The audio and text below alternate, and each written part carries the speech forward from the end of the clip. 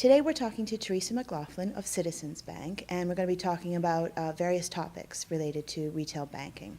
So the future of the branch is always a popular subject in the industry, and a lot of people are predicting its demise. So, I mean, will branch banking continue to play a role in customer interaction, and how will it evolve in the future? So the demise of the branch has been talked about for quite some time, and I don't see that happening anytime soon. We do a tremendous amount of customer research, and we understand very clearly how our customers interact with us. And we use the phrase, serve the customer when, where, and how they choose to. This is definitely a multi-channel environment. So we look at what people consider to be their primary channel.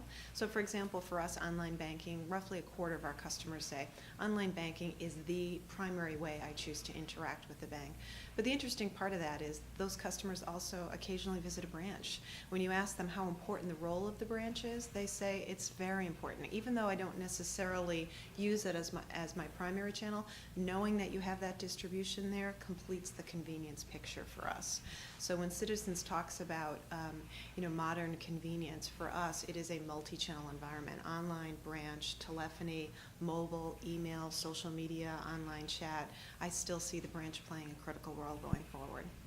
Yeah, I mean, so leveraging customer data is another big topic. So, I mean, what is Citizens Bank doing to better use and manage customer data? Is this idea of the single view of the customer, is it one of your goals, and are you doing anything to achieve that?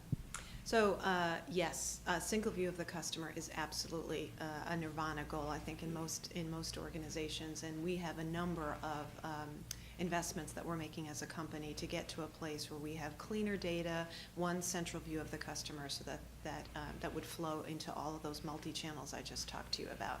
The interesting part of that, though, is that data is everywhere, right? And for me, it's sort of buying a camera. When people buy a digital camera today, there's statistics that show they use only 5% of what's available to them, right?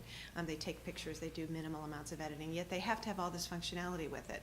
I think data is the same way. You want this perfect end state solution, but the reality is we actually have more information today about our customers through social media, through what they're telling us through customer relationship reviews in the branches, through emails, through problem resolution. We know a lot about our customers today, and quite frankly, I think we could do more to actually take the data and the information we have and make it actionable.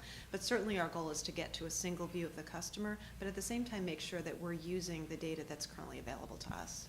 Yeah, I mean, I think social media is making its way into banking through the retail bank side. They're sort of the first adopters in that industry. Yes.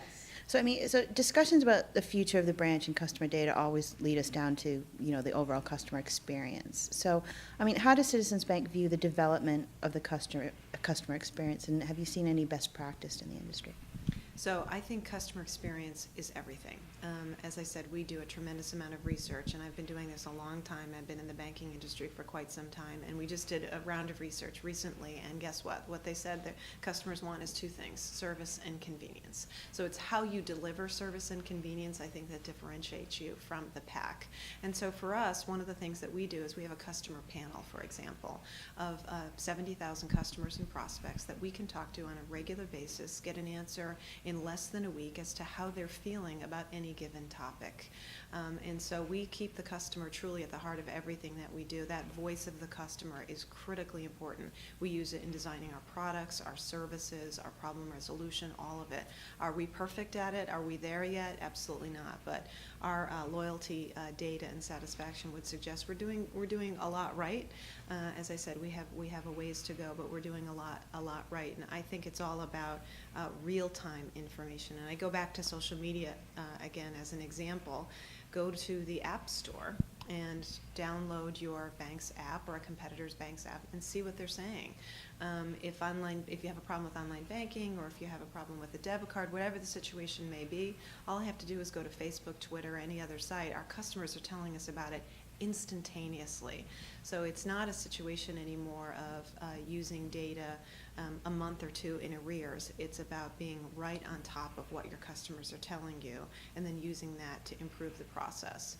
And those improvements can take many, many forms. So it could be an end-to-end redesign of a program, which we've done around our products and services, and it could be pain points. So for example, changing your address is something that is a pain. And we looked at it, and customers told us about it, and we made it dramatically better. Not very sexy to sort of talk about address change when you're thinking about the topic of customer experience, but improving those little pain points, it's all part of it. So we use it holistically to think about the customer end to end. Thank you very much. Thank you for having me.